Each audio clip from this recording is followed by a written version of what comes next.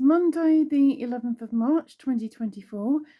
This is the beginning of week 8 of my homeopathic journey. On Saturday I had taken the oak and my sinuses have been slightly blocked since, and I started to develop a rash on my lower legs yesterday. I noticed it when I was sitting in the bath that I was itching a bit and saw that I had some spots. I took the ayahuasca anyway, and today I woke up with more of a rash.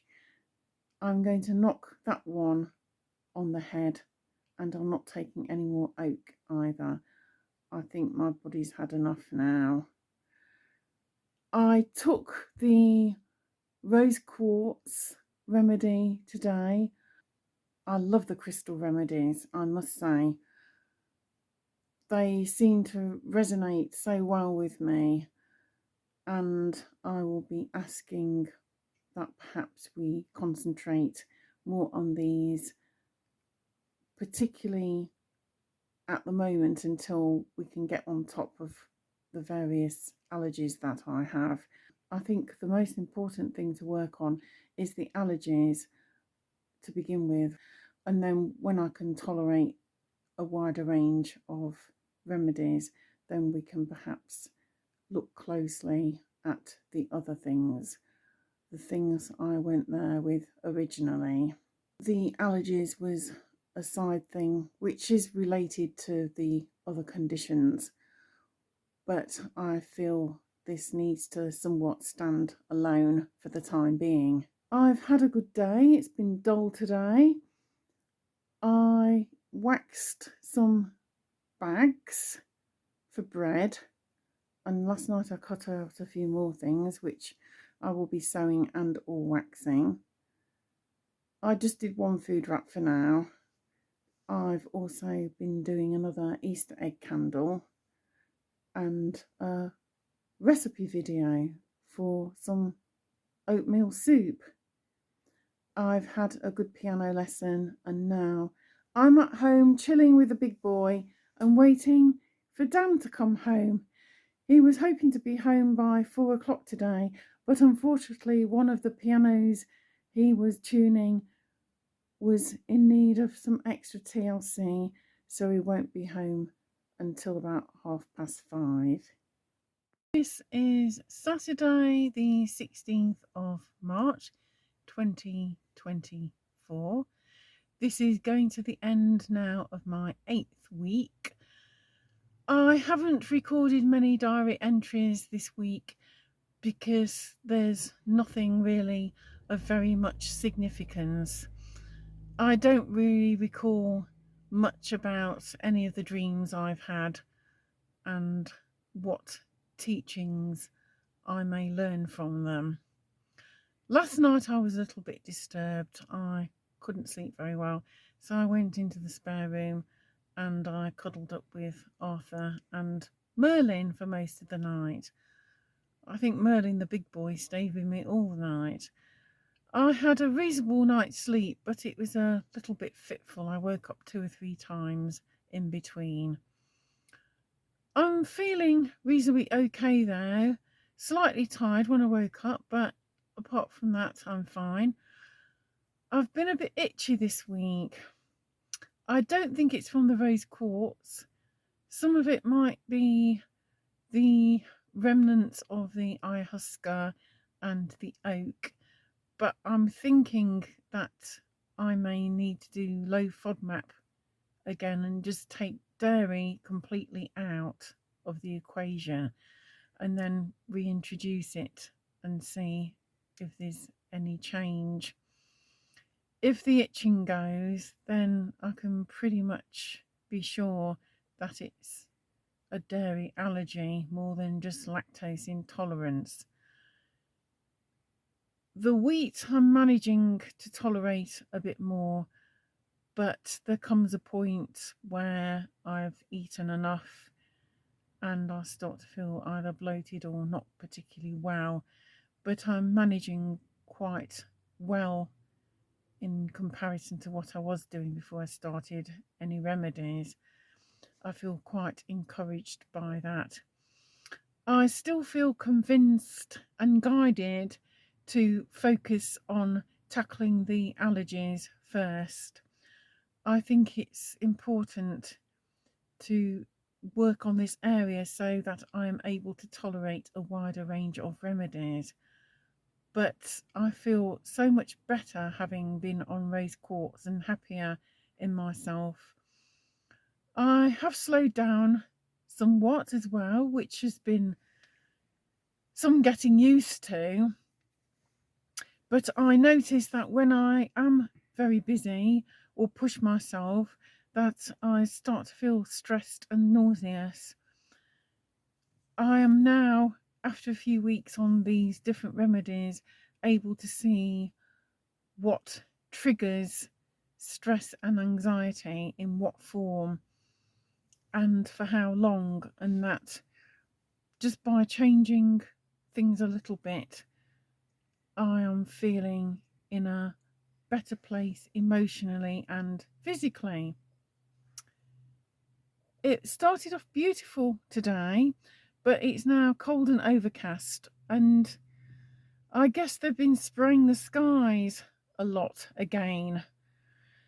There are rumours going round, or theories going round on X, formerly Twitter, that it's to stunt our growing seasons, to prevent the crops flourishing as they should, and therefore backing us into a corner due to shortages of food later in the year.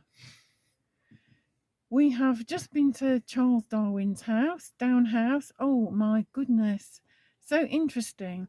I already knew quite a few things about Charles Darwin. It was interesting, though, to note that his grandfathers were very renowned men, and in particular, his maternal grandfather was Josiah Wedgwood, who founded the pottery. His other grandfather was Erasmus Darwin, and he was a physician, but he was also a zoologist and into the natural world as well. And that's probably where Charles got his talent from. These two gentlemen, these grandfathers, were good friends, and it was through their friendship that Darwin's parents came to marry. Darwin married his first cousin, Emma Wedgwood, and they had a family. There's a little bit of inbreeding there. I mean, I have it in my own family history. Going back, some of my ancestors were moneyed people, and they stayed within a close network, and therefore it wasn't unusual for first cousins to get married.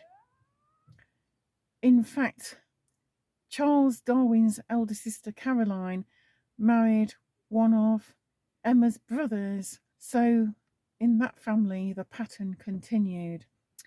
And one of Darwin's cousins was also the gentleman who, if you like, was an advocate, an early advocate for eugenics as well. And it's heartening that Charles Darwin, while he did not have fierce battles of mouth with his cousin, didn't wholly approve of his cousin's beliefs. So it's been a lovely visit. We had a cup of tea in the tea rooms, and we met a gentleman whose surname was Wilson. I said, "Oh, my granny, my dad's mum, she was a Wilson from Dumfries. Her dad was from Glasgow." And he said, "Well, my dad said that we were from Scotland as well." And he looked so much like a number of my family members, and his energy was so similar. I knew that he was a Wilson of Gun, not a Wilson of Innies, and I recognised him as kin and also as soul tribe. We had a lovely chat with he and his lovely wife, and they have a piano that needs tuning as well. So we've had a lovely day, and now we're off to have a curry in London with two of our friends, and we're staying with Dan's mum for the night.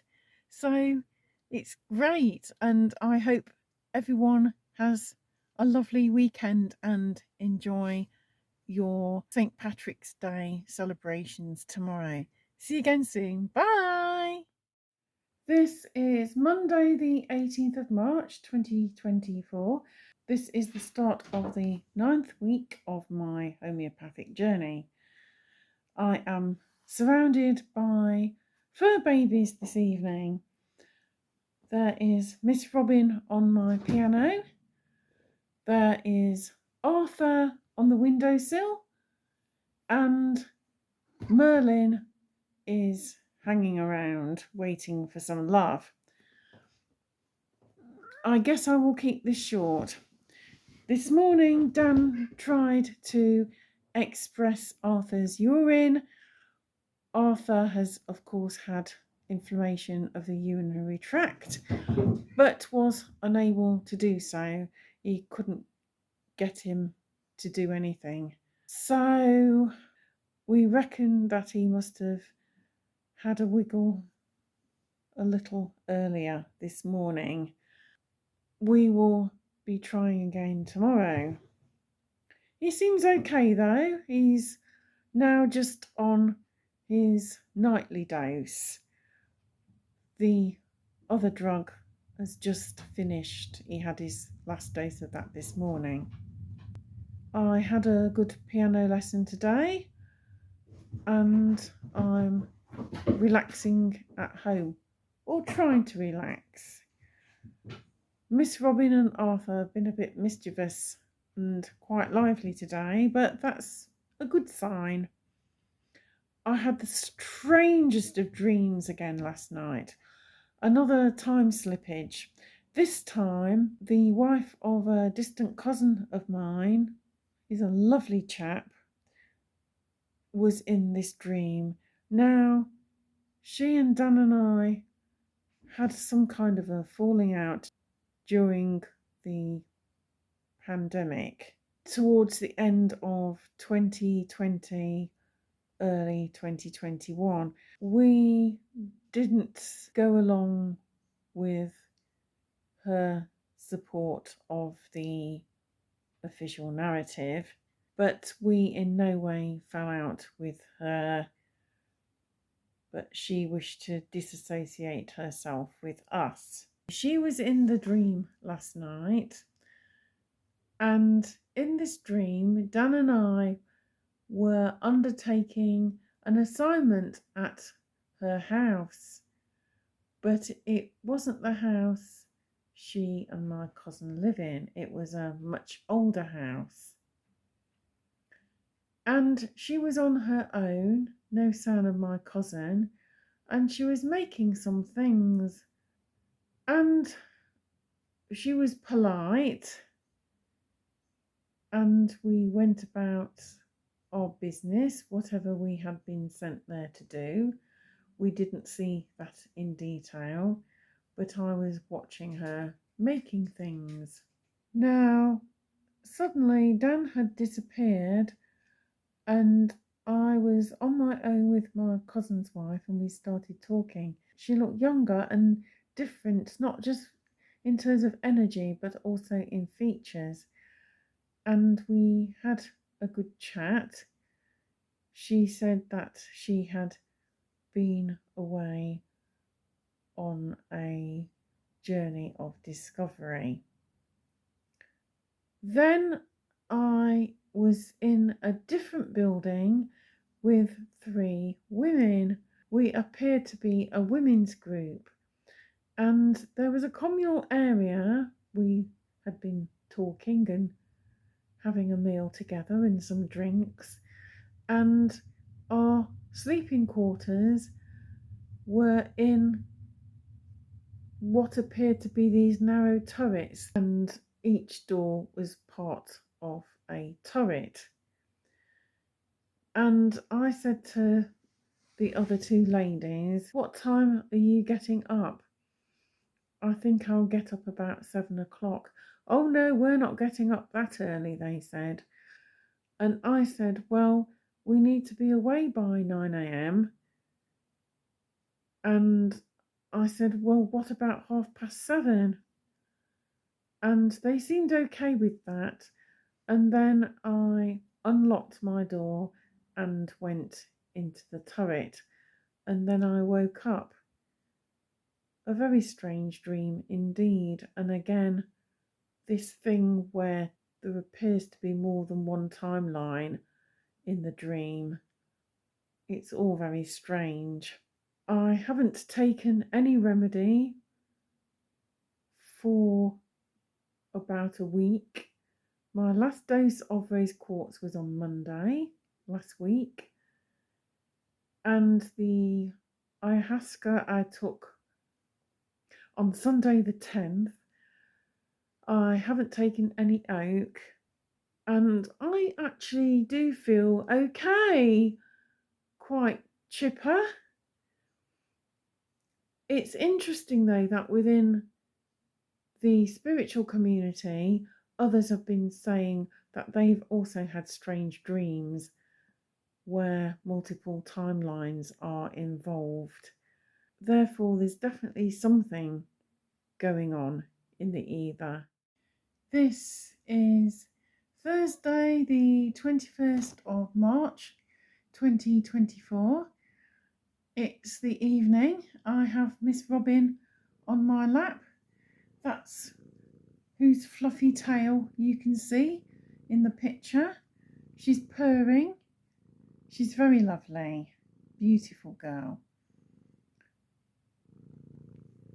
There we go. That's Miss Robin. What a beautiful girl she is. I have had my appointment today with Lee. It was a good one. We had a chat about things generally.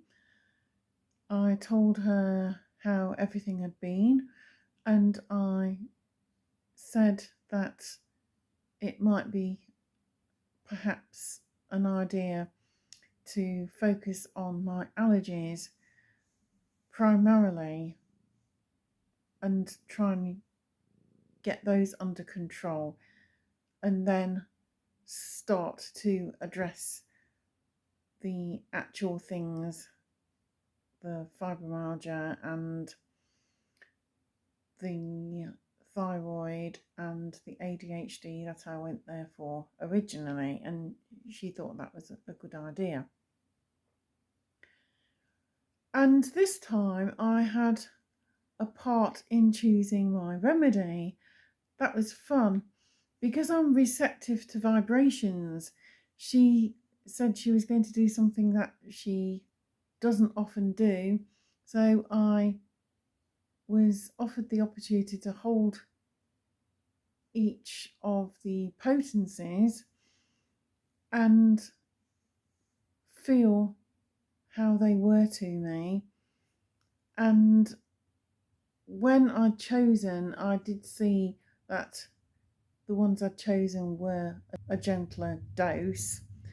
And then Lee got a pendulum just to go over and see. And then she gave me the remedy to take away with me. So this time I am taking something called Arsenicum alb, LM1.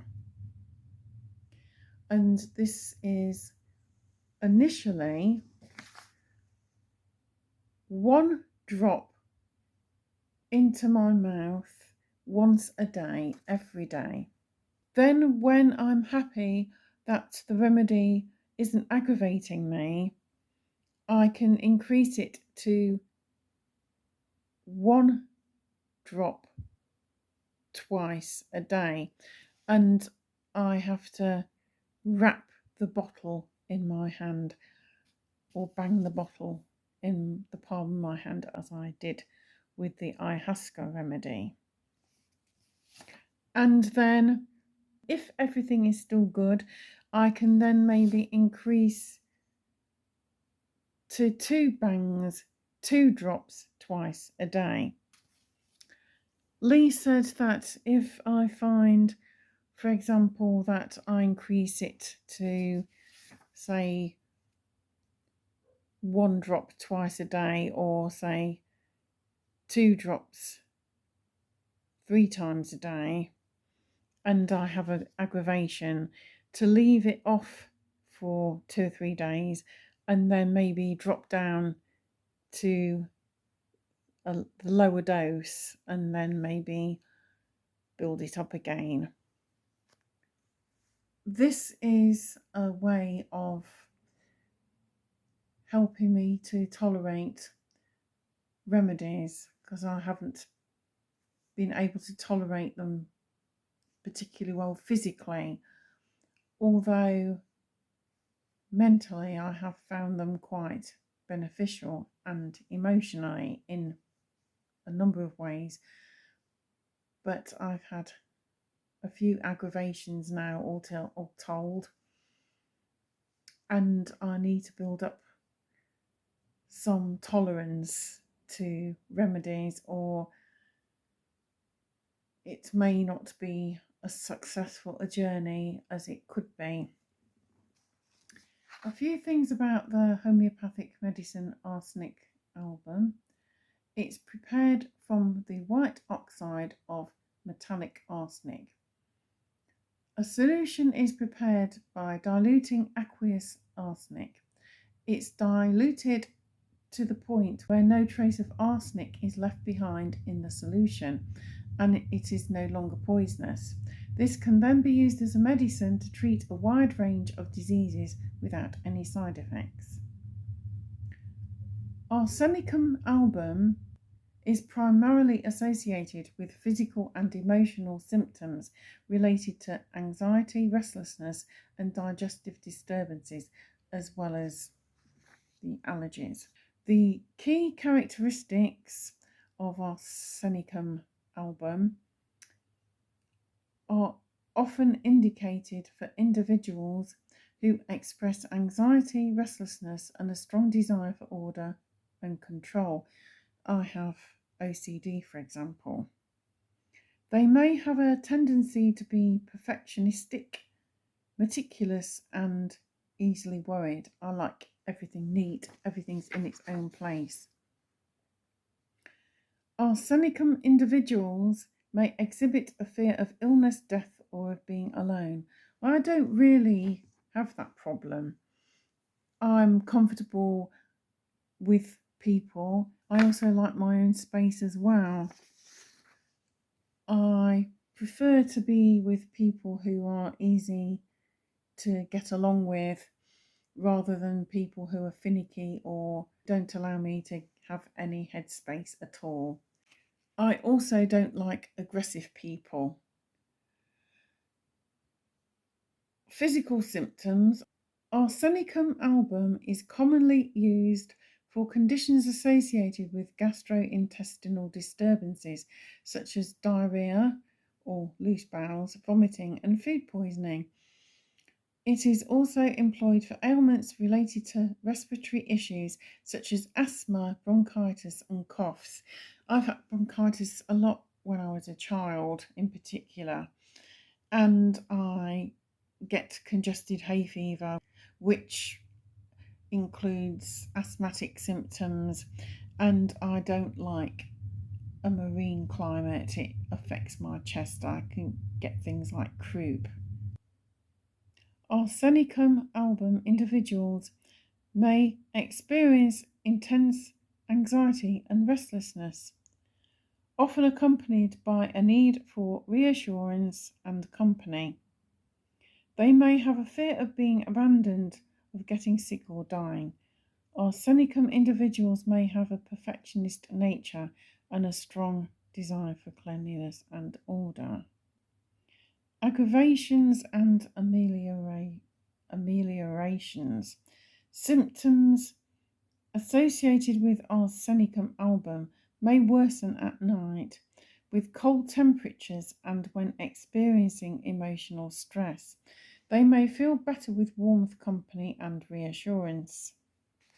Modalities. Symptoms may exhibit a specific pattern, such as worsening after midnight or after eating or drinking cold substances. I find if I have an aggravation, it's worse first thing in the morning or last thing at night. I've woken up before in the night with terrible itching and it's hard to get back to sleep. There may be a desire for warm drinks and foods, as well as a tendency towards anxiety-induced restlessness.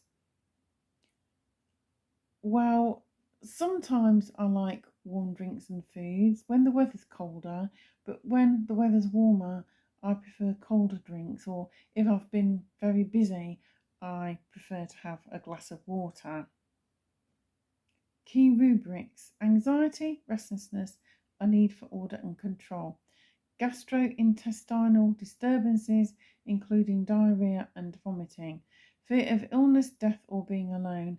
Burning pains, weakness, and a chilly sensation. Aggravation at night with cold temperatures and emotional stress. These are just a few things. It's very good though for addressing things like allergies, ADHD, and also thyroid issues, but primarily I'm taking it for the allergies and my predisposition to aggravations and stress and anxiety. And I'm looking forward to taking my first dose this evening. Tap once on the palm of my hand and then squeeze the dropper onto my tongue. 1 drop initially, once a day. This is Friday the 22nd of March. I've had a busy day today. The weather is dull, cold, wet, but I've been quite busy. I had a reasonably good night's sleep. I woke up probably about 6:30. No problems yet from this remedy, although I only had the 1 dose so far, but you'd be surprised how quickly my skin can erupt. Anyway, this morning I had a private message on X, formerly Twitter, from someone purporting to be the mother of Elon Musk. She said, "Oh, I see you're a big fan of my son. Would you like the opportunity to meet him?" Well, I don't believe that she's Elon's mother. I believe it's a wind-up, probably some scammer or bot or other person out there who just enjoys winding people up. So, of course, I never replied. Now, I wouldn't say I was a huge fan of Elon. I find him an interesting character, and like myself, he has galactic energy. Elon, though, is very much a mixture of dark and light, probably in equal amounts. And he has his own agenda, which is in a very grey zone. And to be honest, if anything, he perfectly illustrates the danger as well as the positive things that exists in our world, in the 3D matrix, and which reflects the behaviour of those who may or may not wish us well. And to be honest, if Elon wanted to speak with me, then he would do it directly. He wouldn't need any mother to him out. Anyway, I've been watching other people's instant food reviews on Facebook and note that most of the prominent ones are using an app called CapCut. I might look at it myself. However, I need to weigh up the pros and cons and see if it is right for me. I don't use TikTok, and CapCut is quite popular on TikTok, but I've certainly noticed a lot of people are posting their CapCut videos through Facebook, probably via TikTok. It's worth looking at anyway, and I'm quite enjoying doing food reviews. It makes a change from actually creating the recipes. It also means I can do a shorter video and still do it justice. I'm not really into the YouTube shorts of 60 seconds or under. I've maybe done a handful, but that's all. My shorter ones tend to be between, say, 2.5 and maybe 5 minutes. I have also done some longer recipes as well. Not everybody, though, can keep interested for, say, 20 or 25 minutes. I'm quite enjoying doing shorter ones, and I've exchanged some banter with one or two other YouTube content creators, which has been quite enjoyable. And I will also add, they're all men. All three of them are men. But I like their content and I find it interesting, and they find my content interesting too. So we've had some banter. And hopefully it will lead to more creativity from myself as well. Other than that, I'm feeling quite upbeat and looking forward to the weekend. I've been down to the PLE quickly and I've been cooking curries for tomorrow, and we're going shopping tomorrow, and there's also a health day down at the Methodist Church in Broadstairs, and we might go along to that. This is Sunday, the 24th of March 2024. Tomorrow will be 25 years since my granny passed away. She passed away on a Palm Sunday, and her funeral happened 4 days later on Maundy Thursday. And I remember that year that Easter Sunday was on the 1st of April. Somewhat ironic, April Fool's Day. Well, I've had a good week. The new remedy seems to be suiting me. I'm very happy about that. I've had 3 doses so far, and I'm taking another dose shortly. I'm soon to seat myself down for evening meal. We have leftover curry. Our friends Aidan and Sophia came round last night for curry. I'd made a big beef and vegetable curry and also a chana dal for myself and everybody to share. We had turmeric rice, we had some wholemeal roti, I also made some sautéed spiced potatoes with coriander. We had a lovely evening. We cracked open a couple of cobras as well. Today we have been in the garden. We have planted the second early and the main crop seed potatoes. Also the shallot sets. We've sowed some onion seeds and some carrot seeds and also some courgette seeds.